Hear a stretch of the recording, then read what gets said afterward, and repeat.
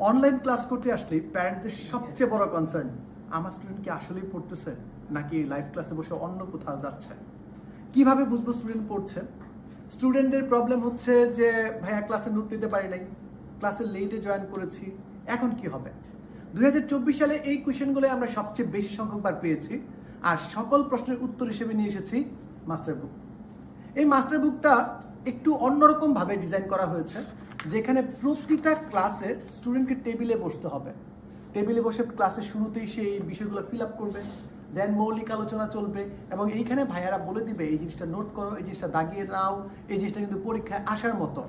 ক্লাসের শেষেই থাকবে ওর tips and tricks everything.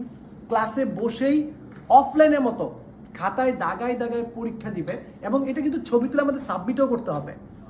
Homework আছে, হোমওয়ার্কও আছে এই জায়গাতে, আমাদের এই হোমওয়ার্কটা সে খাতায় লিখে সাবমিট